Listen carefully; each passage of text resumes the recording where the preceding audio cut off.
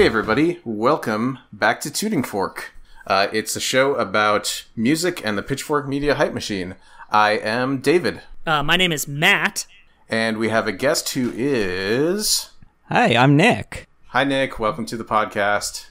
Hello, thank you so much for having me. I am so excited to talk about rock music today. I mean, have you heard that they keep trying to make these other kinds of music when all we've ever needed all along is more rock music? Yeah. You know, Beethoven threw all these chords in, but all you need are the four chords and the truth, if you ask me. That's why they call them power chords. I think Freeze Pop said it best when they said, "Less talk, more rock." Yeah. You know, that's did other people my say favorite that? song Yes. on Rock Band 3. I think Freeze Pop got into the Rock Band games because at least one Two of the them members worked there, at yeah. Harmonix. That is the only reason they were in those games. Same with why Lightning Bolt got in. Lightning Bolt is in Rock Band? Yeah, Brian Gibson worked for Harmonix. I This does track. somehow miss that. Yeah. Yeah, but anyway, we're talking about we're not talking about Lightning Bolt or Freeze Pop today. Nick, what are we talking about today? We are here to talk about Japandroid's sophomore album, Celebration Rock. Like, just choruses are so overdone, and yet they just throw it right there in the verse and it slaps. Yeah, this is Dopamine, the album. It really is. Like that's me with Japandroids in general. Well, their first two albums anyway. Did Fang Island also come out around this time? Fang Island's debut was 2010, I think. Okay, so between And then I think the two Major, albums. and then Major was somewhere after. Yeah, they were that kind of sounds on the alright. same page, you know, just writing these like totally anthemic, like, you know, high five everybody choruses and stuff. Yeah. I also want to make just an extremely important note. This is the first Canadian band we are covering on this podcast. Ooh, exciting. Which, like, I mean, I don't pick the albums that we do because we allow our guests to pick all the albums. But we've done it, folks. Canada is represented. And I feel like representation matters. It does, and I feel like so many Canadian bands got blown up thanks to Pitch. Oh, absolutely. Like, I think you could really zero down Pitchfork's Kingmaker status to when You Forgotten in People blew up. You Like Forgotten People, Funeral, yeah. Well, it's like You Forgotten in People was 2002. So that's why I think that was like definitely one of the earliest ones. Yeah, you're right about that. I'm getting my timelines confused. It's the whole arts and crafts scene, like that label. It's most of the stuff they put out. Like, of course, Arcade Fire wasn't part of that, but nonetheless. Yeah, and Arcade Fire is like a different thing compared to your Broken Social Scenes and your Japandroids and everything else. Yeah. I mean, yeah, Japandroids, like they're of their own thing entirely. Like they were just the Vancouver bar scene for years, and that's basically what their first album was about. And it was supposed to be like we're done now. Here's the album. Yeah, they weren't getting any traction, and they decided to break up after recording Post Nothing, but then after they released it, hey, we're successful now. Yeah, when I was listening to this record before, I was like thinking a little bit about Post Nothing and how it feels like a record made by a joke band of two people who have been in a scene for a long time and are just making things that are funny to them. Yeah, it gave me kind of a Waves vibe. Like, you're never sure exactly how serious that he was at any given time. The first time I saw Japandroids, I had to use a fake ID to get into the show, and they happened to be playing with Waves. There you go. Damn. It was the North by Northeast Festival 2010. Yeah, So I feel like Japandroids kind of got lumped in with that scene with, like, Waves and Abe Vigoda and No Age and those late 2000s noise rock bands. God, rest in peace, Abe Vigoda, the band and the person. Yeah. Yeah, well, I mean, also 2009, when Post Nothing came out, was such a big year for that kind of style, because it was right before King of the Beach took off, but you're getting pretty fuzzy around then, Yeah. I feel like. Yeah. And on the it was other end also of the the year- spectrum, you had Get Color by Health. Yeah, like from the same scene, but like doing something completely different. Yeah. Mm-hmm. Yeah, because No Age's Nouns was 2008, so Yep. that's really that was the encapsulation of like the LA scene of the time, and then everyone else was kind of doing something similar. Yeah, for sure. And this is Japandroids, baby. Pitchfork gave their first album, Post Nothing, an 8.3 and Best New Music, and their debut single, Young Hearts Spark Fire, Best New Track. Young Hearts Spark Fire fucking slaps, dude. That song is so much fun live. That oh my song, god, yeah. You just scream it. Yeah.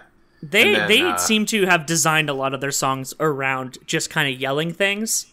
Yeah, for sure. Which is, like, fine. It kind of brings us into the Pitchfork review of the album of Celebration Rock, which got an 8.8 and was reviewed by Ian Cohen. Yeah. We were remarking on this before the show, is how, like, he calls their lyricism, like, fond of, like, legend and literary device. And it's not that deep, bro. The only legends that they're talking about is like the kind of classic rock, like heartland rock, Bruce Springsteen, blue collar worker mythos, which like is barely there. Like the lyrics are so abstracted. Yeah. It's almost like they're not even talking about people half the time. Yeah, and I mean, I feel like so much of that like Springsteen evocation comes just out of like the melodic shape. Like it's every melody on that record is soaring every time. Yeah, absolutely. And that's what you go see Springsteen for. That's yeah. But yeah, it's just like I feel like if you're gonna say anything about Japandroids, saying that they have amazing lyrics isn't the thing you're gonna say. No, which we will get into. All their album as we go covers, through the track by track. All their album covers are literally just black and white photos of the two of them together. 3 out of 4 Band on times top, title on bottom, against a plain except black for that background. third one. Yeah, I don't actually know what the third one's cover is anymore. It's still a picture of them, but they dropped the formatting, which just they don't makes have the name of the band or the title on the front. Oh, that just doesn't look right. It doesn't. Like it goes such a long way in making that album difficult to fit in with the rest of their discography. If they were going to do something different for that one, I felt like they could have just actually been different and not just done the same thing without the text. Yeah. It didn't do enough. It even looks like it's cropped in the same place. Right. Because like they cut off exactly where it would line up. Mm-hmm. I don't know. That album's weird and is not coverable by this show because it did not get Best New Music. Rip. Oops. It is also the only release of theirs not reviewed by Ian Cohen. Aw. I didn't know that he reviewed Post Nothing. I didn't know Ian Cohen was writing for Pitchfork in 2009. Apparently so. Damn. That must have been one of the first things he wrote. Yeah, because I mean, that's probably why he ended up being like basically the poster child for the emo beat on Pitchfork. But before that, he was on a hip hop beat. He gave Camp the 1.6 heard around the world. God, I can't wait till we do the Camp episode. It's gonna be also good. he panned Mumps Etc. by Y, which was I do remember that one. Kind of a so-so record, but yeah, that was I wouldn't like it. It's a so-so record. I probably wouldn't have given it like a 2. Yeah, it was a bold choice. It's like a mid 6s. Yeah. I feel like Pitchfork's whole thing with Y is that they're almost embarrassed by how much they liked his earlier work. Mm-hmm. When you like reconsider any of the lyrics on any of his albums. Oh my god. Yeah. But like his lyrics were always like that, bro. Yeah. It's what you see on the can. He's a weird dude. Yeah. I just wanted to point speaking out of that can, time to got open the my beer. podcast beer. Oop, I already got mine. It's my classic can of Mill Street Organic, as I always have. Nice. Toronto Brewery, baby. I'm going with the classic Tecate with lime. Sounds fancy. It's very much not. It's a cheap beer, and then you put a lime wedge in it. Makes it palatable. It makes it excellent. Yeah. Nice. So this band is made up of Brian King on guitar and vocals, and on drums and vocals we have David Prowse, who also played Darth Vader in Star Wars. What? The name of the guy inside the Darth Vader suit was David Prowse. Ah. Neat. That's a good piece of trivia. That's a good factoid. Like I felt like that's what you were going for, but like it just didn't register in my head. Yeah. Because I wasn't familiar with the name. Honestly, they knew they didn't need more than 2 members, and I like them for it. They're bucking the trend of Canadian bands, which all have upwards of 12 members. every single fucking one of them. Yeah, they're the exclusive Canadian band. Yeah, they're the exclusive Canadian Vancouver band because every other musician in Vancouver is in the New Pornographers. Yeah, including Nardwuar. Including Nardwuar. I mean, the Evaporators are where all the other punk musicians are. Right. Making songs about the pig war. I should check. Did Nardwuar ever interview Japandroids? Because that would have been a pretty good one. That would have been a good one. Like, because you'd have to go way he's always back. he's always trying to find that Canadian connection.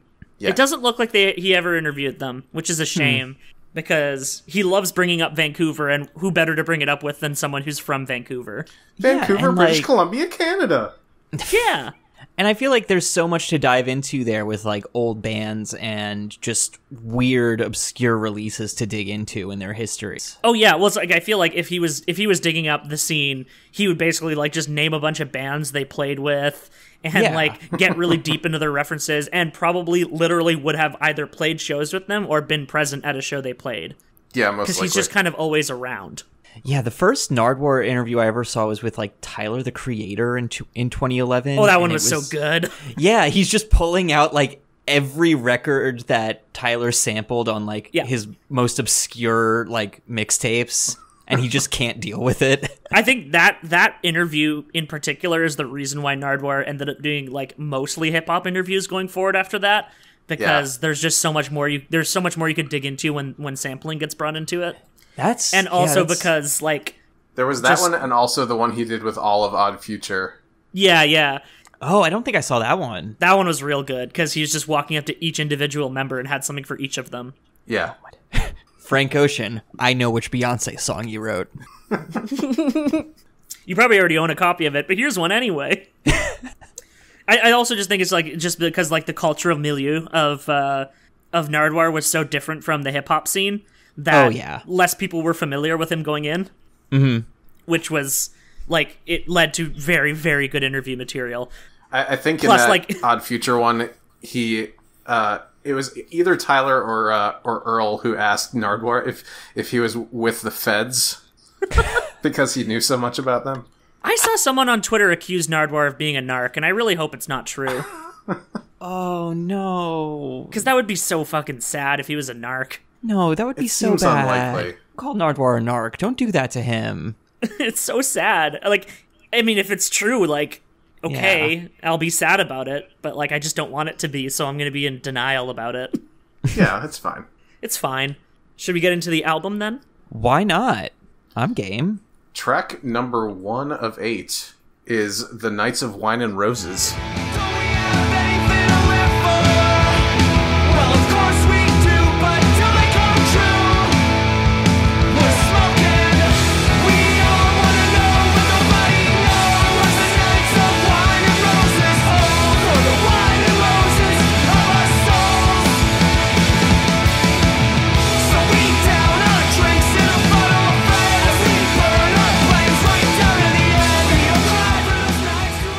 First of all, I just want to say, 8 tracks. Fucking perfect. I can actually read the titles on all the Genius tabs I have open. Yeah. And they for some reason stuck with 8 tracks for all 3 of their albums so far. And apparently, at least for the third one, that wasn't on purpose. It just ended up with only being able to make 8 solid songs and call it an album. Yeah. Yeah, I don't feel like... I don't see them putting out another album. I kind of don't either. It's just like I don't. Unless they do something real different. Yeah, so it's just the idea of them disappearing quietly into the night seems really sad, because that's kind of what they were trying to do with their first album before it blew up, and then to have it on like the third album that like people weren't really enthusiastic about at all, and then just quietly stop doing band stuff. Yeah, but it just seems really depressing. I don't know. I saw them on like the pre-tour for that record in like fall 2016. Yeah. And it just didn't hit the same way as seeing Celebration Rock Tour did. It didn't. Well, part of that is that Brian cannot sing high notes anymore. He has absolutely stripped his vocals. Like when I saw him in Toronto, he was singing like songs from Post Nothing and Celebration Rock a full octave down. Oh wow! Yeah, and some of them sounded real bad because of it. I think he was doing that too. Yeah, it's kind of like the dude from Pup. He just like really ran his voice down. Yeah, which like I'm glad he's taking better care of it now before it's like completely gone. Absolutely. Because he still has the, like, well, essentially what happened is, like, their third album just doesn't have high notes on it. Yeah, which is weird, because, like, the whole, like, kind of half falsetto yelled vocals is, like, half the fun of listening to and also seeing live Japandroid songs. Oh, yeah, yelling along to the hook of Wine and Roses, to jump ahead a little bit. I mean, that's the most fun part of the set. Yeah. Yeah, and, like, when you're saying the lyrics at a normal volume, you're thinking about them a lot harder. Wait, you mean to tell me these girls are raw bikini kill, we need a ride to Bikini Island isn't poetry? The thing is, we do. Also, the thing is that Wet Hair fucking slaps, so... That song, like, musically goes so hard, and those lyrics are so fucking stupid. Among the worst lyrics I've ever heard, yeah. And they're not even the worst lyrics on that album. This song starts with a clip of fireworks, and then you get... Not Fireworks by Animal Collective, even though that would have been really cool. No, and also not Firework by Katy Perry. No. And then you get the drums, which kind of sound like they're being recorded on a microphone that's like 20 feet away. Mm-hmm. The fucking mixing and mastering on this album is top class. It is so fucking good. Oh my god, those, like, it's a wall of sound, and those drums still pop through it, and I'm so... Oh my god, I don't know how Jesse Gander did it, but... Yeah, I want to get this guy... I want to get this guy in a room, specifically a recording studio, and then see how he sets up his mics. I just want to watch it happen. I was taking a look at his credits earlier today on Discogs, and a surprisingly little amount of high-profile stuff outside of Japandroids. Like, is it just, like, Vancouver acts? Like, is he just a local? It seems kind of like that. He did a couple of things with White Lung, but everything else were names that I did not recognize at all. White Lung's also from Vancouver, aren't they? Yeah, well, there you go. Yeah, so that tracks. A lot of, like, just, like, local punk and hardcore bands. There was a ska record on there. Nice. But, yeah. And you know, if I think about it, like, White Lung's another band where, like, the recording is so tight. Like, especially with the fact that, like unlike Japandroids, like, Mishway has a lot better vocals.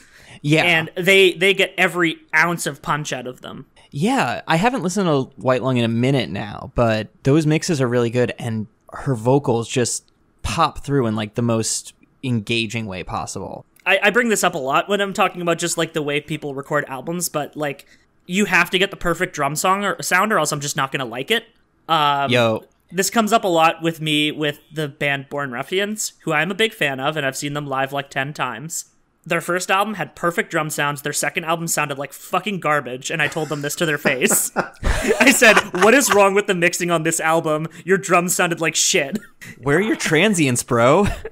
It's because they recorded to tape and then spent a bunch of time trying to remove excess tape hiss, because the tapes they recorded on sucked ass. That was, like, right when they got... That was right after they got signed to Warp, right? They were signed to Warp for their initial singles and album.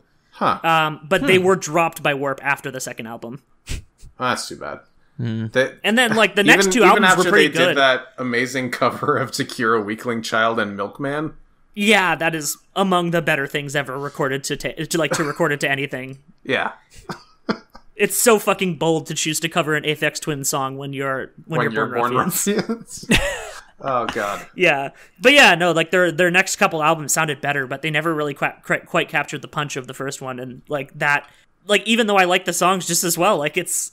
If you can't get that punch right, then it's not going to work. And Japandroids get it right away. Like, those drums come in. Mm-hmm. And yeah, it does sound like the mic is 20 feet away, but it sounds so fucking good.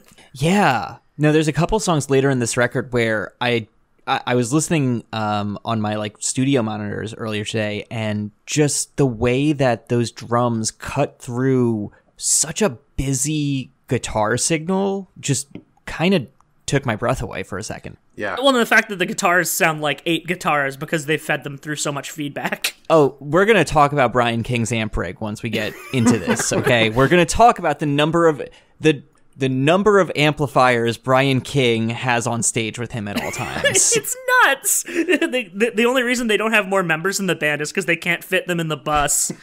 Because they have too many amps. They still get a tour bus for 8 people, but it's just cabs in some of the beds. It's really weird.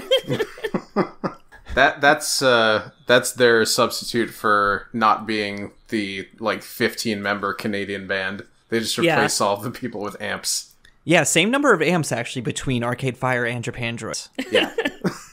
They don't have a single big drum for a younger brother to play.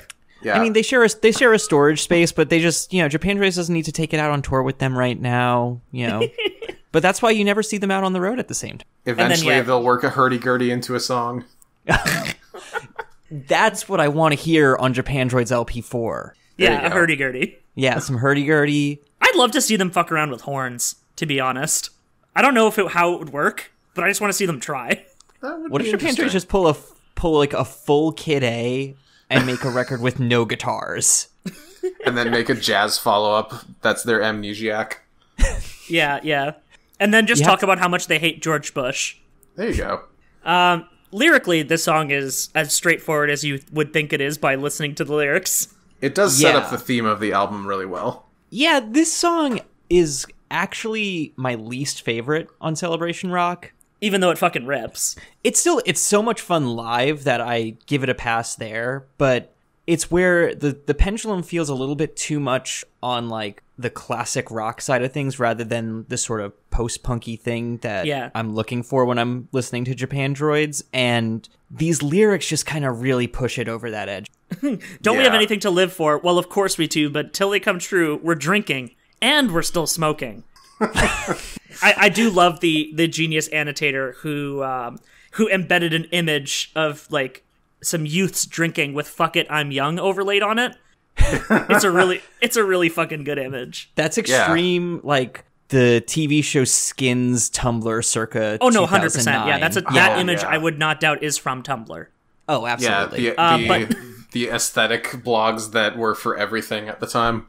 Yeah, but it's the lyrical themes. This is something that Ian Cohen was getting into on the review, and it's the first album was "We Need to Get Out," and then this album is "We're Out Now What?" Yeah, and that really does kind of carry through this track. It's we're out and we're doing stuff, but we don't know what we're doing, so let's drink, let's party. Yep, we're down in our drinks in a funnel of friends. Damn, we're gonna make a very melancholy read of Celebration Rock today, I think. Oh, 100%. We don't cry for those nights to arrive. We yell like hell to the heavens. Hey! That basically is Carpe Diem in a lot more words, right? Yes, we were talking about word to syllable to actual meaning ratio earlier in the Discord, and there is just a masterclass of saying the least in the most words possible. I actually kind of admire it. It's impressive. Again, I would say it's not that deep because it isn't. Mm-hmm. But that doesn't mean it's not evocative. As you know, they are linguists. It's it's evocative. It gets the people going. It does. We're gonna listen to one song and one song only. And it's Fire's Highway. Fire's Highway. Oh man.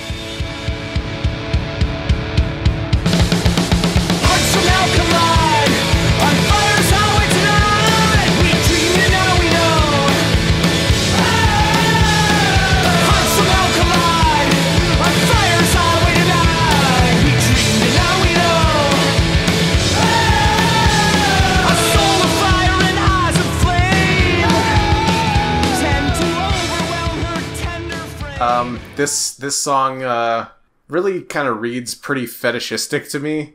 It's got a reference to the word gypsy, which of course is well known as a slur, and it seems like the person is hoping for I'm traveling to a new place and I hope some wild person takes me in and I'm traveling to a strange land. Yeah, this one is always fun to listen to, but man, you don't want to go over the lyrics to this one.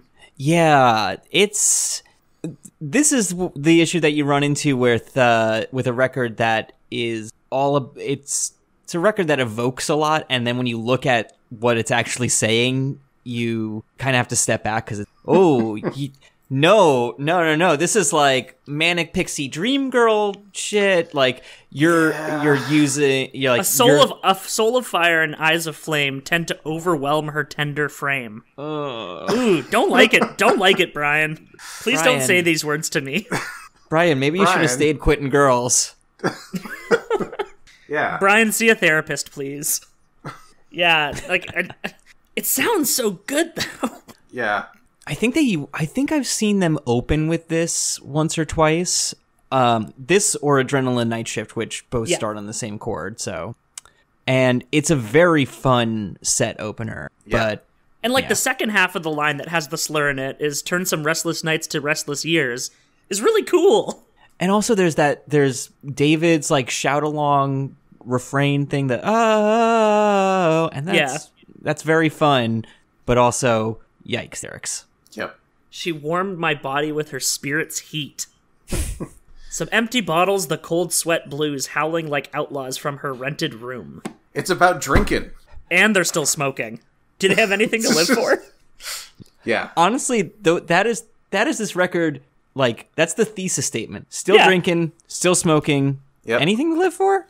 It's very like it's very bro rock. Yeah, it's bro rock with that little bit of melancholy, and like they steep into it on a couple of songs, but they really don't nail it most of the time. Yeah, I was like there's a good chunk of melancholy in like the closing two tracks, and those two tracks are like unimpeachably good. Yeah. But they don't really nail it here. When we were talking about Continuous Thunder before, I was thinking a little bit that like the poetic appeal of Japandroids is almost the kind of like the trope of like the high school jock writing a poem in English class for the first time, and it's very rough around the edges, but you appreciate that he took the effort and dug deep a little bit. Yeah. He's finally showing an emotion. Yeah, it's like he saw his therapist, and he's showing an emotion that's not football. It's like that's scene in season 2 of American Vandal when the guy reads the basketball poem and the English teacher is like over the moon for him. Yeah. He's like he punched too many holes in his wall, so he had to talk to someone. Yeah, he filled all the holes with poetry. Evil Sway.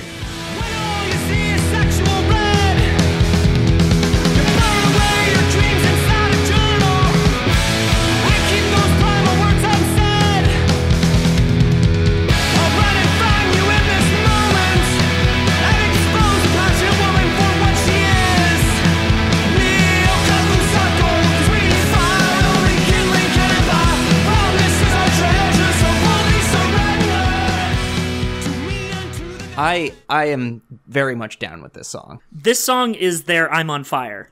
Oh yeah, this is. If we're going to be going the Bruce Springsteen comparisons here, this is the we gotta fuck and we gotta fuck now song. So, we gotta fuck now. Genius is as much as I don't like to admit it, I think Genius is right about this one. The thing about Genius with this album is that the lyrics are not deep, so it's not hard to tell what they're saying, and yet they still manage to fuck it up so often. Yeah. Although apparently the line, All I See Is Sexual Red is a reference to the Gun Club, who they do cover later on the album. Yeah, there's a lot of Gun Club all over this. I didn't know that about Sexual Red, because that's laying all your cards on the table. Uh-huh. Yeah. Yeah. He didn't trust the alliterative device of he's seeing red, so he had to specify that it was a sexual red. He is red, mad, and nude. This is not an and ready to red. Fucking party. This is not a sad red. This is a sexual. When I was writing the note about Genius being right, I did misspell genius as Genus the first time. so there's that. That's just like an anime villain. Yeah.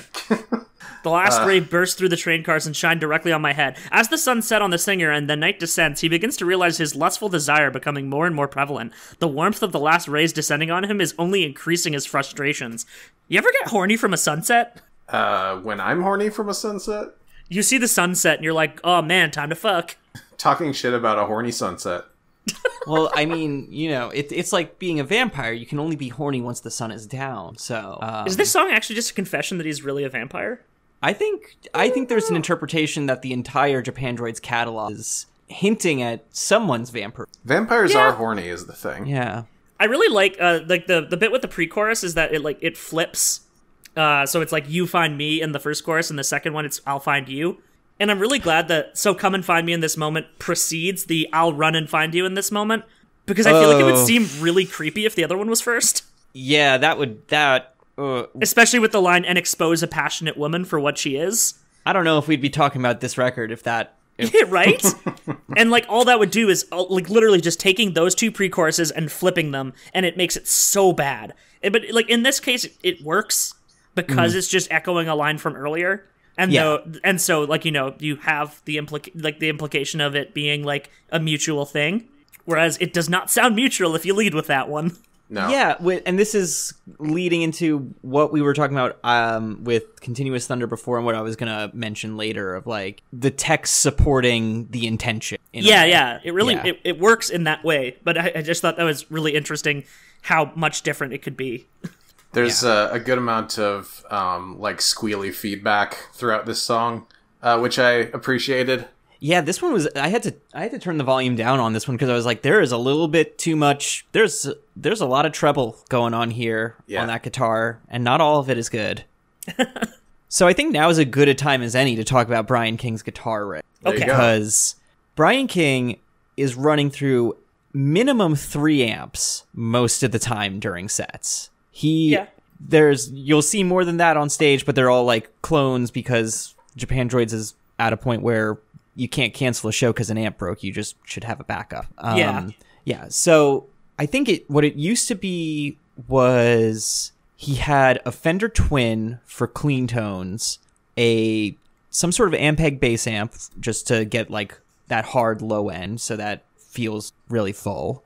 And then for distortion, he's got a high watt, which is just like very loud and proud, and an orange, which is going to be like super harsh and distorted, and is switching between those for a lot of different distortion sounds. Depending on what he's going for the song. Yeah, and I think he later added some other stuff to the clean rig just to add some complexity to that, but it's very much I couldn't decide which one tone I want, so I went for all of them at the same time. And on the record, they make it work so goddamn well. Yeah, I'm trying to imagine just like if they hadn't already worked with Jesse previously. Mm-hmm. I mean, I guess this is what it would have been like for the first album. Like, yeah, I need to bring my stack of amps into the studio, and you need to make it sound coherent in like a recorded studio environment, and not in a place where we're literally just trying to make as much noise into a room as possible. Boy, oh man, I wonder if a couple times when I've recorded records, one thing that we'll do is the guitarist is actually sitting in like the control room with the engineer and everything, and you have the amp head with a really long cable into like the cab, actual recording room with a lot of isolation between, and that way you can loud and kill the guitarist. By the way, we didn't mention this at the top of the episode, but Nick is a musician and an audio engineer, so if we get a little bit technical in this episode, that would explain it. Yeah, sorry. This is the stuff that I find. This is the stuff that I love about Japandroids. That does it make for good tape? We'll find out. Yeah, well, it's interesting because like the way I approach this podcast is I'll do 1 or 2 listens the day of recording, and then just try to give like my primal thoughts on the way it sounds, because that's most of what I care about. Like lyrics are usually secondary to me, right? And it's just like how it evokes, and I never have the right words to describe how things sound, so it's helpful to have this. Well, I just always been fascinated by hearing about the recording process and understanding as much as I can about that, because that really tells you so much about the story of making and what and sort of the decisions that are made. Because one thing that I picked up on Wikipedia just browsing about this earlier today is all of this is the same gear and the same studio that they did Post Nothing in. Yeah. And that seems like that's an extremely intentional decision, obviously. So it just, I don't know, the thought of Brian King sitting in a room quietly listening to the songs, playing along while like 4 amps are blaring in another room that sounds 50 feet away. I'm just getting a lot of mileage out of that now. That's really very good. Funny. Yeah. This is another one where like he says a lot of words that just mean I'm horny and want to fuck. Right. Yeah. And I kind of like the way that he phrases it. Wildness is our treasure, so boldly surrender to me into the night. Yeah, no, I actually genuinely love that line. Yeah. It's so, like, it's so Jock's first poem, but it works. And because we need fire, and only kindling can buy it. That is how that works. Yeah. And then, of course, just saying sexual red really is just a bold statement. Even if it is a reference, he did still choose to use it. There's no misinterpreting what sexual red is. No, you could not possibly mean anything else with sexual red. I dare anyone to try to think of another meaning for sexual red. Price on the can. It says it right there. The only other meaning I can think of sexual red is red-green, and I don't know if that's a reference that's salient to other people. Oh, it is to me. I knew you would get it, David. I'm not catching this one. It's like a folksy Canadian TV show about a handyman named Red Green. And the thought of him being sexual is wildly uncomfortable to me. They played it on PBS here quite a bit. Yeah, that tracks. Let's move on to the only cover on the album, which is For the Love of Ivy. Hoo boy.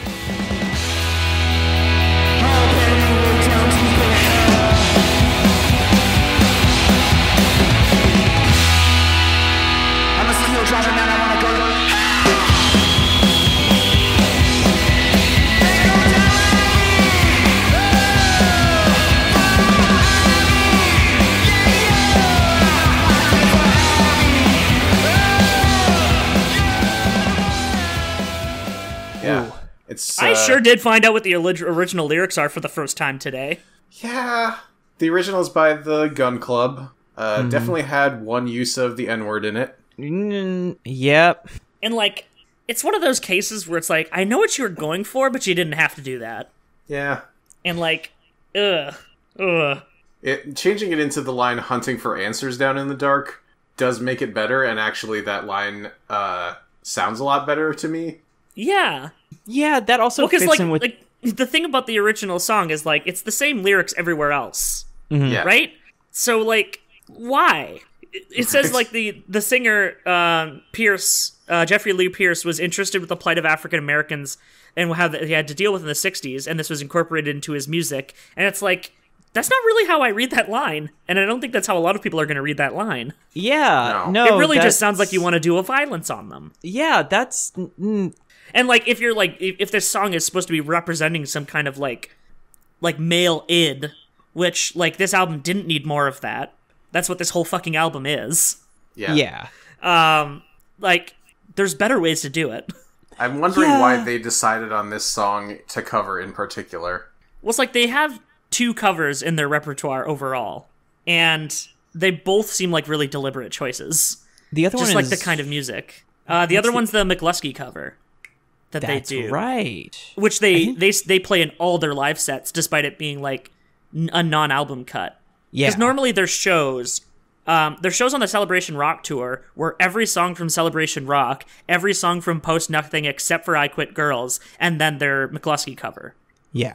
And that is what they did like every single time. Yeah, I saw them 4 times on the Celebration Rock tour, and what surprised me in hindsight is that they would do the same songs, but they wouldn't do it in the same order. Yeah, they would play around with it a little bit, and also a Japandroid show is about being in a push pit and yelling affirming lyrics with a bunch of strangers. So I mean, like, to be fair, they like on that tour, like they're expected to play for like 90 minutes. They don't even have 90 minutes of music. Yeah, that does explain why he lost his voice. Yeah, if they were playing both of the albums every night. Oh yeah, and the tour stats on that tour was unbelievable. They played basically from 2009 to 2012. Like, they took a very short recording break. And then the Celebration Rock tour, I've got the stats right here. 228 shows across 18 months, March 2012 to November 2013. Yeah. That's bonkers. Unbelievable. Yeah, like I think the only people making tour stats like that are Pop. Yeah. And like, of course, they have a song about wanting to kill your bandmates because the tour is taking so much out of your relationship. So and a record named after losing your voice to touring relentlessly. Not even They Might Be Giants tour that much. Yeah, and They Might Be Giants tour a fucking lot. They do. For being 2 guys in their late 50s. Yeah. Welcome to to Giants Confirmed. Not This Might Be a Wiki. That's a different thing. It's the thing that we use to make episodes of Giants Confirmed. Welcome to hrwiki.org, the only home for the stick. But yeah, Well, not even just late 50s. Linnell's 60 now. It's fucked. Holy shit, really? That's true. Yeah. He was born in 59, so... He was born in 59. Yeah. Which reminds me that Weird Al turned 60 in a month. Our favorite musicians are old men. Damn. I hope John Linnell and Weird Al are having good days. The only thing left to say about this song, I think, is... it's my least favorite song on the album, even without this other context. I don't really like the way it sounds. It kind of cuts I don't like the album in half. I liked it like during Celebration Rock era, but these days I just kind of... It just doesn't... I mean, it's not a Japandroid song, and it doesn't feel like a Japandroid song. Yeah. Yeah. If you want to know more about the original song, you can look it up, but we're probably not going to get much further into it. This is just like, man wants to do a violence. Here you go. Yeah. Yeah. I think it's kind of cool that it's like 3 chords, but not that cool. Yeah. Yeah. I'm looking, just having like a gander at the tabs I have left open. I really do like the second half of this album more than the first one. Second half of Celebration Rock and first half of Post Nothing are unimpeachable, if you ask me. Yeah. I just Speaking of the second half, should we get into the second half? Why not? Absolutely. Adrenaline Night Shift.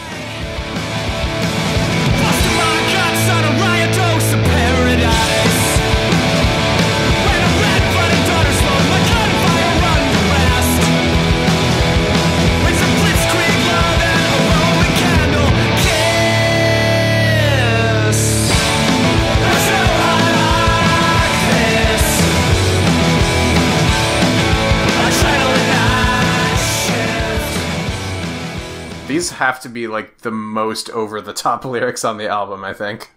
This is the point where like the lyrics get lost in themselves a little bit. It's so busting much. my guts on a riot dose of paradise. Pouring my heart on the wings of a western night. What the fuck, Brian? With her blitzkrieg love and a Roman candle kiss. Oh my god, yeah. It's so much! Brian!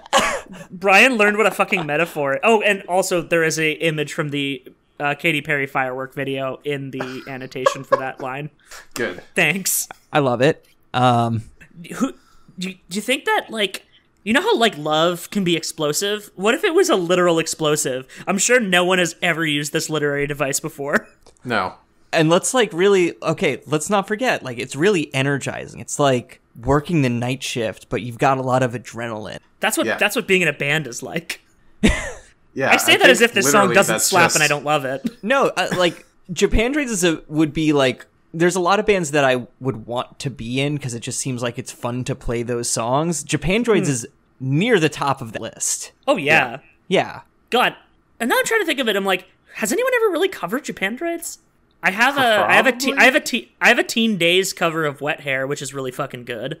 Ooh. But that's just because, like, you know, 2 musicians from Vancouver are friends with each other. That just tracks. Yeah. But yeah, it's like that's a hell of an energy you have to try to capture. Yeah, I'm sure give it a year or two and punk bands will start doing Halloween sets for Japandroids. Yeah, it tracks. I could see it. They were contemporaries of each other, so I could definitely see Titus Andronicus covering Japandroids. I could see it, but also sort of I feel like that's not the era that Titus would be interested in covering. True. Yeah, I feel like I don't know, they're very much on their classic rock tip these days. Well, so is Japandroids. Well, true. Oh shit. True. I completely forgot that after Gord, I guess it was after. Was it after Gord Downey died? They did a cover of Nautical Disaster by Tragically Hip. Whoa, which that's a hell of a pull. Damn. It's like almost like it's a song that you could see it working, but it's like it's so outside their normal sound. Mm-hmm. Kind of like how I feel about Pup's new thing, where they're covering the Weaker Thans. They've been covering Plea from a Cat Named Virtude on like their entire new tour, and like it doesn't sound like a Pup song, but it works when they do it. It fucking slaps. I feel like Pup could do like a very, very good Weaker Thans cover set. I need to listen to Pup. You guys should send me your Pup recommendations. I haven't listened to the new record, but I've heard nothing but good things. I really liked their one from 2016, The Dream Is Over. Yeah, it's good. Yeah. I guess Japandroids also did do a Talking Heads cover. I forgot about all their other singles. They did a cover of Love to Building on Fire. Oh, right. Whoa. Yeah, it was a B-side. Yeah. It was a B-side, yeah. Yeah. Like when they were putting out all the singles, like prior to Celebration Rock coming out. Mm-hmm. A couple of them which didn't actually end up making the album. Yeah, I think I have a Younger Us 7-inch that has the single version. The single version's so good, and like the album version is good, but the single version's the one that's like built into my head because it's the one I listen to consistently for like 3 years. Us? Yeah, I guess that is the next track, huh? Yeah, it is. Just with Adrenaline Night Shift, just one more thing is like again with their like seemingly poetic but very surface deep lyrics. Still waiting for a generation's bonfire to begin. Slapping line. Absolutely true. Yeah, I mean, that's the thing. So is I'll rattle the saber of the streets. So evocative. What does it mean? Yeah. I don't fucking know. Yeah, I feel like we're like razzing this album hard, and there's a lot of it that deserves to be razzed hard. But it also, when it hits, and it hits hard in this second half, it fucking hits. Yeah. By the time the lyrics that don't hit pass, you're still like on the high from the ones that do. Yeah, exactly. Yeah. Which is like, this album invites greater analysis that it should by no means get. No. Don't think about it too hard. Just let it play. And so we move into Younger Us. Remember saying things like we'll sleep when we're dead, and thinking this feeling was never gonna end.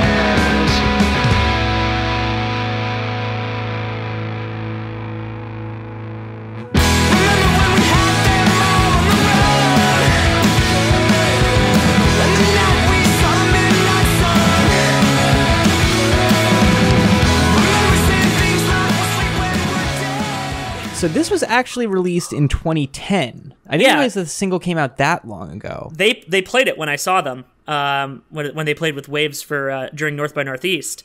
And again, me with a fake ID, just having like my first beer in a bar in my entire life, fucking slapped. Because I think they'd put it out a couple weeks before that show. I think it came out in like April or May or something. But yeah, this one significantly predates the album. Whereas when it came out, it was just like, oh, I guess that's one less new track. Yeah. But like it slots so perfectly where it is. Oh, no, this might be my favorite Japandroid song, full stop. Yeah, I'm really glad that I own the single. Yeah, same. It's a good one to have. This one kind of hits for me, especially because I'm 30 now and I have a podcast about music that I listened to when I was 20. Yeah. It's also, I like, people were making fun of the fact that they're using the Remember When as a literary device, which is like, you know, it's the most base and disgusting form of writing you could possibly do. Yeah. I think they had a quote in here somewhere about that. There was a sketch that Conan O'Brien and Andy Richter used to do on I think it was the cable show Conan, where they would literally just bring up stuff from the past year and just be like, remember this? That's also like that was a cornerstone of the preseason post Game of Thrones episodes. It would be like, hey, remember all the stupid shit that happened last season? We'll get ready for more, baby. This new season is the Ready Player One of last season. It's all references to the last season. No, it's mostly just references to season 1. Game of Thrones is a bad show, folks, and it shouldn't win any Emmys. Yeah. I mean, other than the ones it's already won, I guess. Post Game of Thrones, on the other hand, should win every Emmy. Good podcast. Good podcast, bad show. Yeah, there we go. We're perfect. Yeah. It's good. Younger Us. So... give me that night you were already in bed, said fuck it, got up to drink with me instead, with the fucking drum hits going on under it, propelling it forward. Oh my god. That absolutely slays live every time. The dropout there. I'm such a sucker for quarter note, like drum, like build-ups, like it's quarter note, full nut. Also, like, give me my boys and I swimming through the streets. Yeah. You know, just And then there's "Give me that girl's learning love wild and free." Let's not talk about that line. Oh, you see, I never looked at the lyric sheet, and I never realized that it was learning love. I thought it was like living love. I don't know. Yeah, no, that sounds. This happens a couple of times on this, where it's like the lyric sheet does not sound with what I had in my head, and what I had in my head was better. So yeah, that's kind of the curse with Japandroids too, is that it's always, you're gonna rationalize it better than what it actually says in the text. You're honeypotting the text for yourself. Yeah. You're basically just you're trying to make the version of it that makes sense. Yeah. Which happened after every new episode of Game of Thrones. No, here's what actually happened. It's like, no, it was just dumb. The thing that I think they were going for was just like the idea of them being near to their 30s and seeing all of their friends who aren't in bands like settling down into family life, and they're not. Yeah, which from what I gather was like all their friends. Like their friends weren't like scene people for the most part. Yeah, like they were just people with jobs. Which is always fun to be the friend that isn't the one that does the same thing that all of your other friends do. Mm-hmm. It's like it is a very evocative sentiment. Yeah, I mean I don't know, the as a person who does a lot of work at music shows, either behind the boards or performing, like sometimes like I find more and more that to like go out at night is just feels like work. And that line of like, you know, fuck it, like, no, this is gonna be fun, that is like a nice, I don't know, nice evocation. Remember saying things like, we'll sleep when we're dead. Like, yeah, I get it.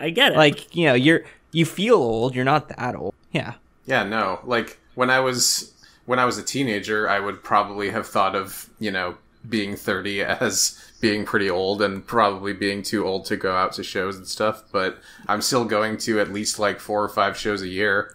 Yeah. Yeah, I don't like being out past midnight. I get really sleepy. Yeah, same.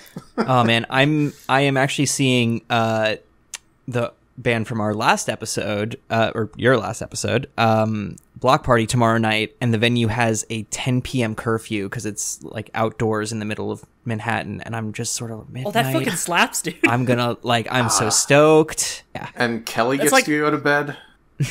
God, I love when a show is like, yeah, doors are at 6, music starts at 7. I'm like, fuck yeah, dude! I can have like a light snack before I go, and then and then I can get home to my stories. Oh, even better when there's just no fucking opener. Yo, that's what I love about They Might Be Giants shows. They just they open for themselves with an intermission in between. Yeah, their sets are just so fucking long. Yeah, I earnestly do not know how they do it. Yeah, that set that we saw, coffee apparently. Yeah. Oh my god, I've seen them use it. I've seen them abuse it. They can't help themselves. But yeah, no, when we saw them in New York, like that's the average length of their sets. They're almost like that. And when we saw them in New York, Celebration Rock was getting Album of the Year accolades to bring it full circle. All over the fucking place. Yeah. That was a time ago. Yeah. Yeah. 2012 was a year. Now that I'm thinking about it, it's like I really haven't paid attention to Album of the Year lists like since 2012. I look at it, but it doesn't mean the same thing that it did in, you know, when I was 19 or whatever. Yeah.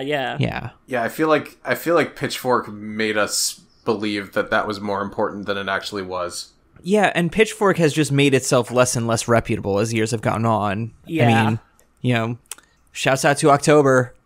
Shouts out to Condé Nast. Love you, Condé.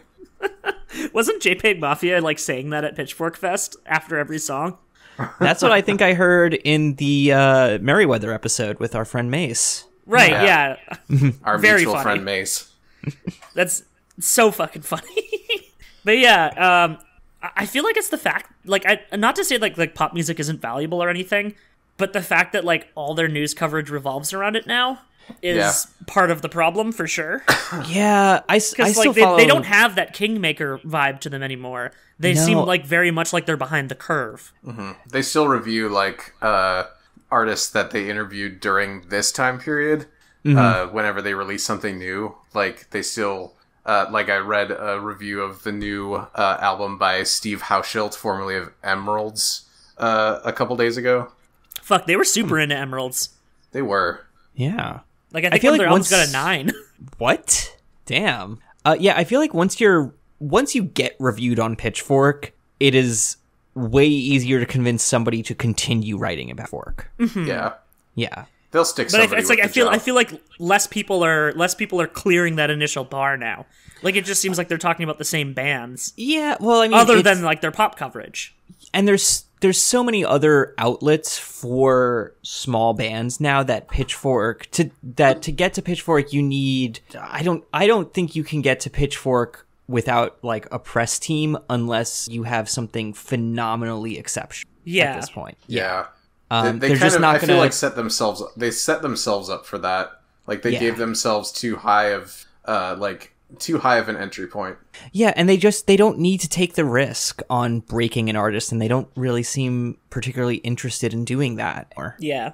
Yeah. So There will be the occasional like debut that gets a good review, but like they do not go for like the high 8 or 9 reviews for these people anymore. No. No one's debuts are getting that. Yeah, I mean, every time that Ian Cohen gets, some small emo band or some small punk band from the scene, They get an 8 with no BNM. Yeah, it's always going to be that, and it's still amazing for the band. They just wrote about some friends of mine in this band Pear a couple weeks ago, and compared the engineers to Steve Albini, and I used to work with one of those guys, and I can just imagine the coolest thing in the world. That's a hell of a thing to hear. Yeah. But Pitchfork, but even then, that's their second record, and their first record, did well on the circuit, had recognition. So it's so much easier to sort of get Pitchfork on your second record. But that I just, that first risk, they just aren't interested. Shall we move digressed on to The House That Heaven Built?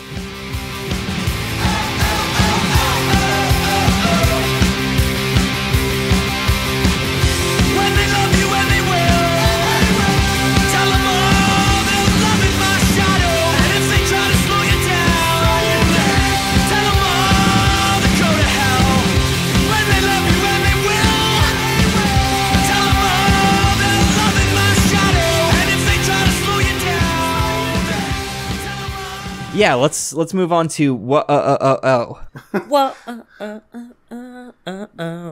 Yeah. Back when this album came out and this song came out, I was watching a lot of anime, and I permanently associate this song in my head with Gurren Lagann. Do I know why? No. Does it work?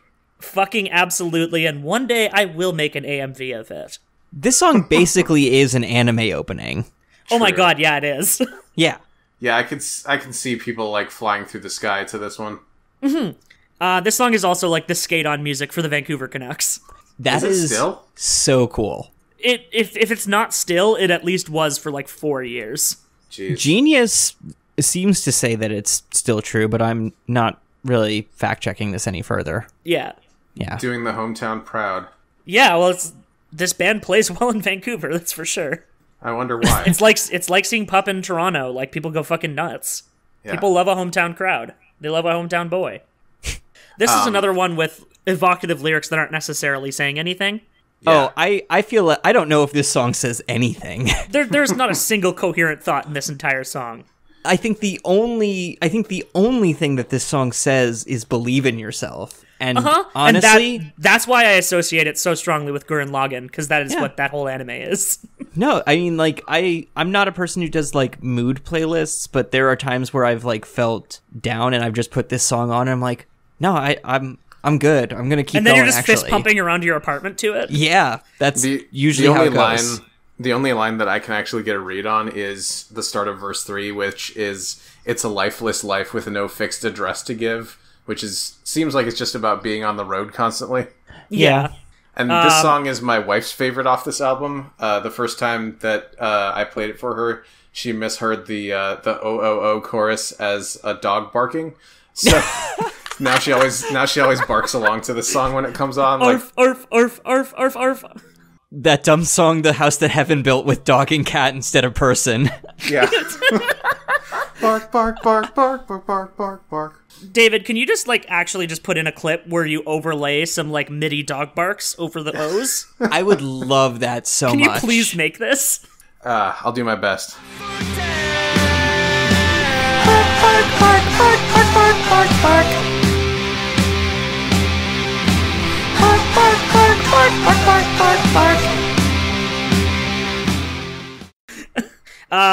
I love that they do the perspective switch thing again with the chorus. Oh, with the hook, They do that. So here, they start with "When they love you and they will, tell them all the love in my shadow," and then later in the song it's "When they love me and they will, they'll love in your shadow." And this is where the Gurren Lagann comparisons get even stronger, because at first it's Kamina singing to Simon, saying that they're all gonna love you because he's such like a cool, like Aniki, older brother figure to him, but then eventually Simon gains his own confidence and is super, super pumped about himself.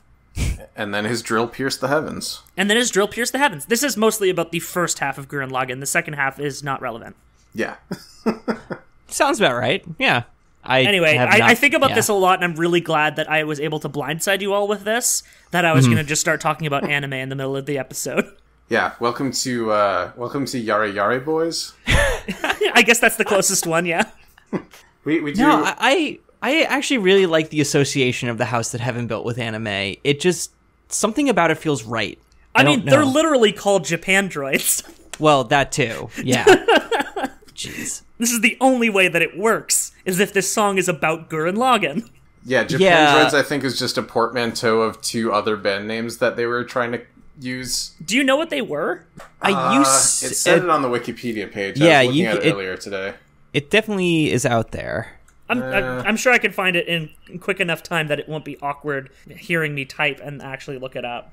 Japanese Scream and Pleasure Droids. Those are both really bad names, so I'm really glad they Occasionally they would spell it without vowels as Japandroids. Brian. I mean, that was the style at the time. It was. Brian, David, what are you doing? Brian, David, Gilbert. God. What if they had a Gilbert as their third member? Who is the Gilbert? There was a Gilbert, but he gave up on his dream of becoming a rock star. Yeah, and just went to be like a financier in Vancouver. Yeah. And now he sells real estate. It's a booming business. Gosh. Yeah. His name is Gilbert Japandroid. It made a lot more sense back when he was in it, but he gave them he gave them his blessing, like, it's cool. Born of a bottle from heaven's hand, and now you know, and here I am. Brian! Those sure are some words to say. Those are words in a sequence. Brian, that grammatically make sense. That does not pass muster on the SAT. Like, if you handed this in high school, you'd get an F. This is later in the English class. Like, the jock has impressed everyone with his poems, and then he just says, "And now you know, and here I am," and the teacher's like, F. He turns it in like 72-point font, triple spaced. This is the lyrical equivalent of like 12.5 font. It's the equivalent of doing the thing where you turn all the periods larger to make the text bigger. You throw around with the line spacing. Yeah. You're not allowed to put double space, but you put like 1.3, so it's barely perceptible. Again, we're ripping on this song a lot, but it's like my favorite song on the album, and it fucking rips, and every single one of these lyrics is fun to say out loud. It was one of the best songs released in 2012. It's also easily so dumb. It's so fucking dumb, though. They recorded this song as if they were playing it live, just like, you know. I think that's how all their songs were recorded, I'm pretty sure. Yeah, they said like, that has got to be the only way they do it. That was another thing on Wikipedia, that like they basically wrote and recorded this with the live experience in mind, and it shows. Yeah. It shows. Yeah. They were envisioning a giant crowd the entire time. Yeah, like during the O's, like you're clapping rhythmically along with the O's, because that's how you do it. And people, I'm sure, do that in the stadium in Vancouver when the Canucks are coming on, even though they're not even a good team and nobody likes them. Aw. Oh, that's like my beloved Islanders. Yeah, nobody likes the Islanders. I mean, there's not a whole lot to like, but I don't know. I know a lot of people who are diehards Mets fans. Is it similar? No, the Mets are New York's underdog. I am a Mets stan. Yes. I don't know anything about sports, and I barely follow baseball, but I will always take the scrappy underdogs from Queens over the most, like, high-paid and successful baseball franchise of all time because well, nobody likes the Yankees. I want the drama of it. Oh my god, the 2015 World Series, I was working at a venue like of all Mets fans, literally named Shea Stadium. Yeah. And we were just broadcasting the World Series like on a wall during like CMJ Festival. You know, I was doing sound for Modern Baseball on a showcase and watching the game at the same time. And they got like 3 wins in and then just completely beefed it so hard. It was heartbreaking. Yeah, that's like all my sports fandoms are like inherited. Mm-hmm. Like it's just whatever my dad was into, so like I follow a lot of Toronto sports teams. Yeah. In that way. That's just what being a Toronto sports fan is, other than, of course, the Raptors finally clinching it. But like look at the Raptors' previous 4 seasons where they get to the playoffs and then they completely eat shit to LeBron James. And the only reason they made it through is because LeBron James was in the Western Conference. He's the kryptonite. He could stop anyone. The Minnesota Wild are apparently firmly at the bottom of the Central Division in the Western Conference of hockey right now. So that's good to know. Yeah, I mean, I'm sure they still sell tickets. Yeah. If you're going to be an underperforming team, you might as well be one near the U.S.-Canada border, because that is where you're most likely to have people come to your games. True. Yeah. I wonder if there was a peel-off when... Like, how close is Winnipeg to you? It's fairly close, right? Like, I think so. Like, within a couple hours, at least. Was there a peel-off when the... would there have been a peel-off when the Jets came back? Yeah, of, like, maybe. people going to games? I don't know. That's, like, the argument they give against making more, like, Southern Ontario hockey teams, even though, like, the market could absolutely support, like, 8 more teams in Southern Ontario. Hamilton needs a team. We're talking about hockey when we should be talking about Japandroids. Yeah. Do we have anything else about the house that hockey built? The thing is, we've said most of the lyrics already. Yeah, That's I had true. an old studio apartment called the house that Yingling built because I was 22 years old at one point. Yeah. Yeah, that's all I got. That's a good name for a Wi-Fi network. True. I think my Wi-Fi. I don't know if that was the Wi-Fi network. My current Wi-Fi network is called the Glow Part 2. And My current Wi-Fi network is for the Wi-Fi list in Ypsilanti. That's way better. Oh my god, that's so. I have to give credit to good. Stephanie for that one. She's good at naming Wi-Fi. Mine has been Inkopolis ever since Splatoon came out. Yeah, man. You ever think about the fact that in Japan, like the Inkopolis square is called Shibuya, What? Just but like straight up. with an emphasis on the booyah? Because I really love that, and I wish they brought That's that so in the translation. good. Oh, Because that's obviously what it's evoking. yeah. And Absolutely. they just went right for it. I guess they just thought the international audience wouldn't get it. That's I get it, heartbreaking. Nintendo. I get it. Let's close it round out. things out with Continuous Thunder. Piss and rain, dressed to the nines, arm in arm with me tonight, singing out loud, yeah, yeah, yeah, yeah, yeah, yeah, yeah, like continuous thunder.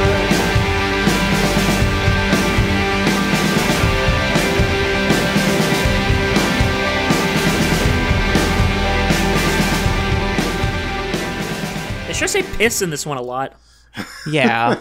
Through the cold, pissin' rain, dressed to the nines. This one fucking rocks to sing Yeah. along to. Oh, it's Yeah. so good. It's so anthemic. It's such a great way to close out that record. It's probably one of the stronger closing tracks I've ever heard, really. This is it the Waving Your Lighter track.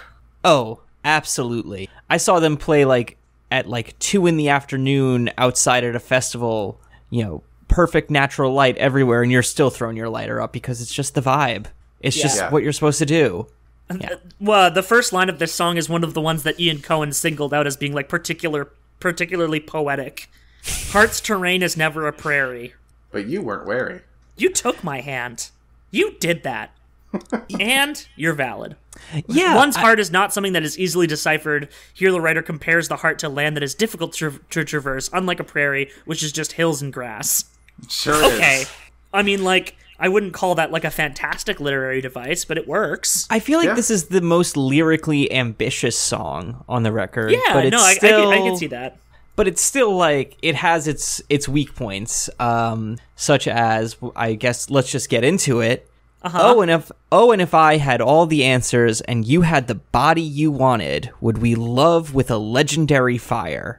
Oh boy.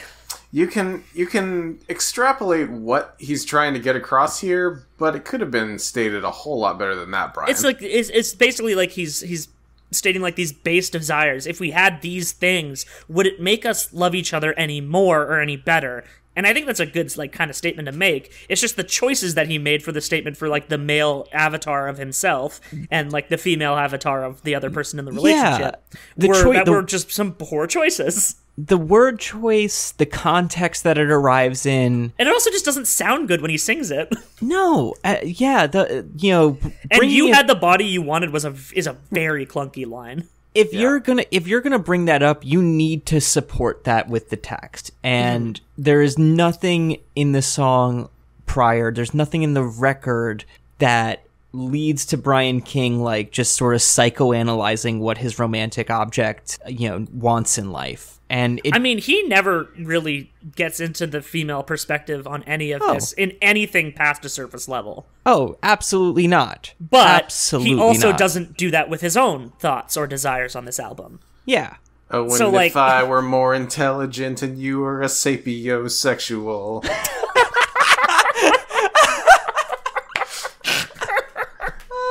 Who was the guy that came out as sapiosexual today? It was like Mark Ronson? Yeah, Mark Ronson. It was Mark Ronson, yeah. The stupidest fucking thing I've ever heard. Lord. Oh, boy. Man, for a song that uses the word piss a bunch of times, it's not the worst lyrics on the song. No. But actually, I really like the if the cold pissing rain flooded the fire, would you still take my hand tonight? That's probably some of his best singing on the album. Yeah. And then there's also the singing out loud, yeah. There's at the beginning of the song, when his vocals come in, every single time I hear it and I think, that's Billy Joe Armstrong from Green Day. That's somebody else. It's just something about the way that it's delivered and the way that the sound design or, the EQ and everything is set. It just sounds I'm just like listening to it in my head and I can hear it. Like American Idiot era. Yeah, no, that's exactly. I'm thinking it's very much in the way he rounds his vowels. Yeah. It's the way he hits that heart. Yeah. Hearts. Yeah. Like it's very, very rhotic. Yeah. I'm trying to think of other pronunciation choices that were good in this song. I mean, it's very much like very much just the natural way he sings. Yeah, the hard S and dress to the nines. Well, that pairs with the hard S that he does for pissing. Yeah, they hit those sibilants. He really puts some mustard on that piss. Yeah, they hit that hard. Yeah. Should I put the de-esser on it? No. Absolutely not. Don't you fucking dare. I want to see the notification that it peaked, and I want that peak to remain on the track. Please and thank you. I want my song to be a rectangle. Thank you very much. Fix it in mastering, and by that I mean don't fix it. In fact, I want you to master a lot of rectangles when I'm editing this episode, I think. Oh, absolutely. I definitely set my gain too high and was too lazy to change it, so I'll give you a flack again this week so it's less destructed. Okay. And then Nick, don't tell me if I'm wrong. You can do a flack, you can do a wave. I mean, I'm not the one editing it, so... Yeah. Yeah. Then the album ends with fireworks just the same way it started. I've heard somebody try to say that it's not the same, like, sample or sound effect, and I haven't gone to check, but it absolutely is, right? If it's not like the exact same sample, it's like two pieces of the same sample. Yeah. Because they sound exactly like the same, like volume and everything. Yeah, and end your record the way that you began it. Do the full circle. It's so much fun. Everybody loves it. Yeah. Just, do it out of respect for your audience, if nothing else. Yeah. Yeah. This song has a really good build in it, too. Oh, yeah. It does. This song, every time that it comes up at the end of the record, I'm like, oh, do I really want to listen to this? It's a good song, but it just sort of feels like kind of, I don't know, over the top or saccharine or something. And then it gets to that build, and I'm like, this is... Which, it actually kind of makes me think of... I felt very similarly about Sovereignty on the last album.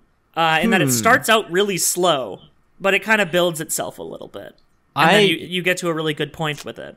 Yeah, I'm still pretty hard on a lot of the second half of Post Nothing. But that's been fair. a while. Heart Sweats is there, though. Heart Sweats, and I Quit Girls, which...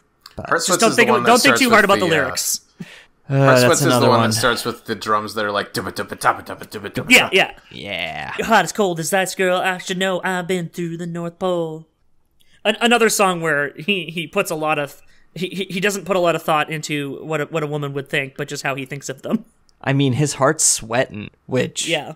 I said it before we started recording, but this album is as sweaty as Merryweather Post Pavilion is wet. Yeah. No, if we're playing the adjective game, sweaty is one of the first things I would go to. Yeah. Yeah. Bro would be another. This is a bros album. It's a beer album. It is a beer album. Because they're drinking. Yeah. And they're still smoking. And they're still smoking. Not, in this day and age, not condoning getting mysterious vaping illness. Yeah. Just smoke a regular cigarette, you fucking weirdos. Just smoke a joint. Just smoke weed. We all support smoking weed on this podcast. Oh, by the way, I don't know if this came up at all, or I don't think it came up at all, but I think at least two of us have the vinyl. I have the vinyl. We all have the vinyl. Is this the first time? I think this is the first time that we've all had the vinyl, although this is the first episode we've done since I actually cataloged my record collection. Mm-hmm. So now you know for sure. Folks, should we link our Discogs on our Twitter page? Sure. I feel like that's the perfect jerk-off motion that we could do to really, really support the angle that this podcast is coming from. That's the exact amount. I'll make that the pinned tweet for a month. Yeah, it's just both our Discogs. we can link it on the Noise Space page too. I have so much space to just throw links. Yeah. God. Podcasting, folks. Yep. This is how the sausage gets made. You post your Discogs. Yeah, you'll get to know absolutely everything. You'll get to see that the two most expensive releases that I have, based on how they've sold on Discogs, are both by Anamanaguchi. And I think apparently they're all really rare.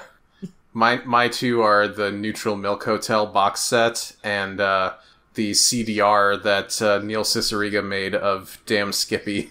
Oh yeah, Damn Skippy sells for so much now. Yeah. Damn Skippy. Which makes me mad that I don't have one of the original ones. Because I bulk purchased 3 Lemon Demon CDs with 2 friends, and then each of us got to keep one. Yeah, this was still in the era when CDRs were that dark emerald green on the bottom. Yeah. But now I have Lemon Demon Spirit Phone on vinyl. Thanks, Jace. Yeah. Damn. Hell Shout out to Neil Juice Records for releasing all the stuff that we were into in 2006. Yeah. It's a shame that no Neil Cicierega project has ever been reviewed by Pitchfork. Yeah. They're a bunch of fucking cowards for not covering Spirit Phone. We're gonna get a Sunday review of the Mouth trilogy at some point. Oh my god. It's going Pitchfork reviewed 100 Gex. Anything is possible. Is that album good? Oh, I'm not gonna talk about 100 Gex on mic. That's fine. I don't want Gen Z on me like that. Look, Anthony Fantano talked about mouth sounds and mouth silence, so Pitchfork, you gotta step up your game. All I'm gonna say is that before Pitchfork actually reviewed Death Grips Ex-Military and Death Grips became the huge thing that they are, I did tweet at the Pitchfork account every single day for 3 months saying review Ex-Military. So I'm just saying they should listen to me. I'm ahead of the curve. I know what I'm talking about. Matt, you broke Death Grips. I broke Death Grips. I knew who Zach Hill was. Yeah, because I listened to Hella. You're a Hella fan, yeah. I'm a Hella fan. And yeah, I tweeted it at them every single day, and then eventually they did. There you go. I'd like to think it was me that did this. I think it was. I think you can claim that. That's a resume item right there. You created the Death Grips meme. I created the Death Grips meme. Fuck you, Anthony Fantano. It's my turf now. So I think that's a podcast. That's podcast.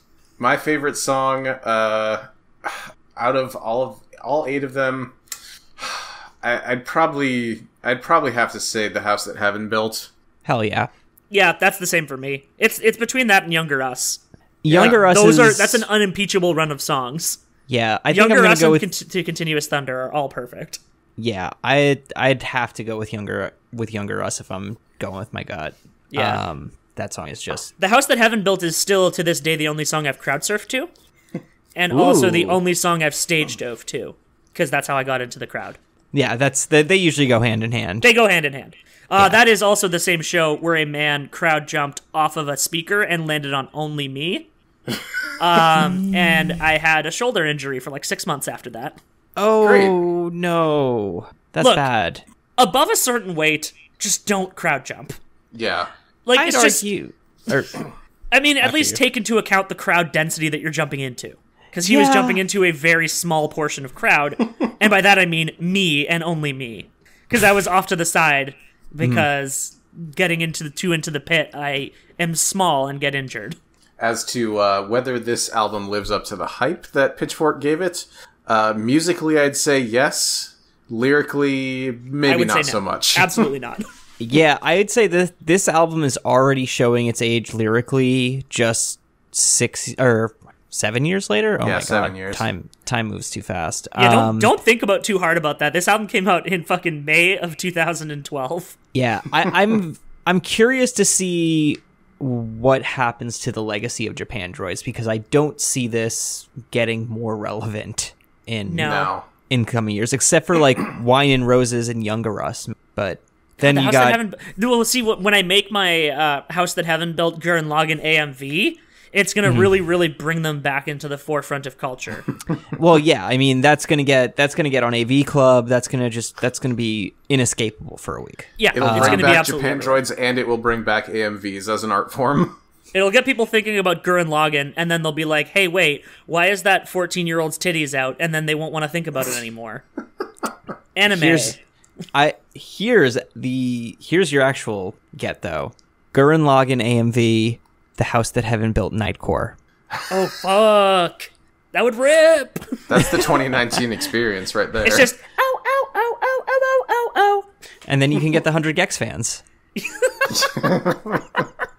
all 100 of them. God. A friend of mine tweeted about 100 Gex, and this is my, like, one of two exposures I've had to, like, actual, like, people I know talking about this band. Mm-hmm. And it was, so this is what white people are into now, huh? It kind of is. And, yeah. That seemed like quite the indictment. It just got announced that... Oh, sorry. I'm just going to say, like, I'm going to listen to it and probably like it. It sounds like my shit. It is the cross between, like, 2014 PC music, Sleigh Bells, and Broken I heard it Side. described basically as Sleigh Bells, but more. And I'm into the idea. There's definitely, like, elements of, like, weird, like, electro emo from the mid-2000s of, like, 303 and Broken Side. Yeah, that was the one thing that made me hesitant, is that people compared them favorably to Broken Side. Yeah, that's a weird one. They just announced that they're doing a show in Brooklyn, like 2 months at a venue near here, and I'm not gonna go, but I'm just already scared of what being around that area after the show is gonna be like. It's just a bunch of white kids. They'll be fine. Yeah, no. I mean, like, it's just like, you know, it's just like meme kids. It's like, I'm not actually scared. Just you're gonna see some Pepe shirts, and you're gonna wonder, are they Nazis or are they just internet nerds? Meme kids in a concentrated space. You know, a lot can happen. You put that energy together. Oh, if there's a bunch of meme kids in a concentrated space, there's probably going to be white supremacist recruiters there. Sometimes, yeah. Yeah. Before we leave today, this is completely unrelated to anything except for the idea of music itself, which is that I'm constantly thinking of now the phrase Zooey Deschanel divorces Death Cab for Cutie frontman Ben Gibbard because of Yahoo News' misreading of it. Deschanel filed for divorce from husband Death Cab, throwing him over for Cutie frontman Ben Gibbard. Deschanel and Cab were married for a little more than 3 years. Please, Death Cab was my father's name. Just call me Death. I mean, I didn't know till literally today that Zooey Deschanel's dating a property brother now. Yeah, I heard about that. I mean, that tracks. He's the him now. The thing is that her music sounds like something that would play over an HGTV show. It does. Which is like neither a compliment nor an insult. It's just an observation. It's just brand synergy. Not an insult, just a fact. Not an insult, just a fact. Are we gonna do we need some more cross promo to other noise space podcasts in here? Like we've gotten a couple in so far. Do you need me to start talking about Pokemon? Surfetched is really good. Yo, Surfetched. I love his his not little sword, his big sword. His big fucking sword. His fucking Buster sword. If he spins it around, it would be Sorry, a leak spin. Stephanie is pointing out it is a lance. It is very much a lance. A leak lance? Yes. Yes. Well, I think that seems like a good time as any for plugging all the stuff that we do. So I guess I'll start. I'm David. You can find me on Twitter at Daves. You can follow this show at TuningForkcast. I'm also on another show on Noisepace called The Stick, which is about Homestar Runner. And you can follow that at The Stick Pod. Eventually I'll publish more chiptunes. Hell yeah. Hell yes. I love the intro music on this show. It is. It's good. Chef's kiss. I'm chef's kiss in the mic right now. Thanks, Animal Style. Yeah. Yeah.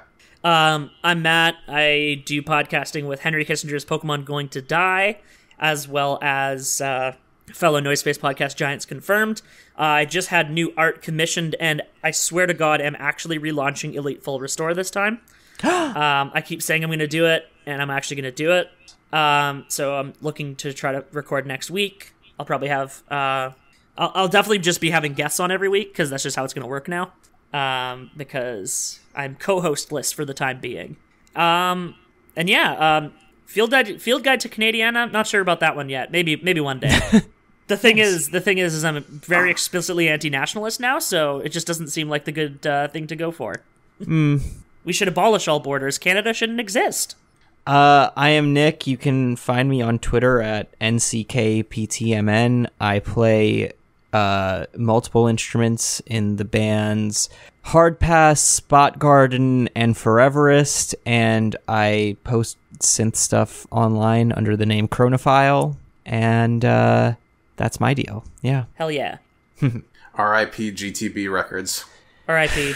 Oh, I was about to accidentally almost reveal what GTB stood for, and I'm going to take that to the grave with me. I've told so many people at this point. Oh, I've definitely told people, but I'm not, much like 100 Gex, I'm not going to talk about it on mic. Yeah, that's fair. Yeah. You have to ask us. You have to ask us for that. Yeah.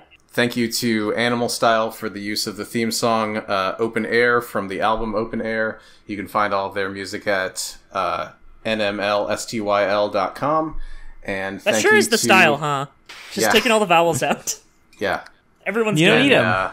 Thank you to Nikki Flowers, host of Picking Up Something Good, another fine Noise Space product, for making the album art. And as we always say, I had never seen a shooting star before.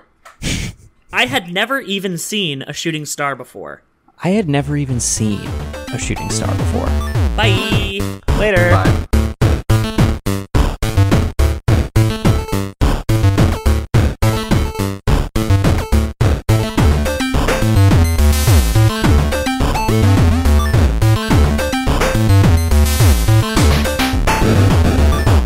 Hey, this is David. Special thanks to wife of the show, MJ, for recording the barks in the middle of the episode. Bye.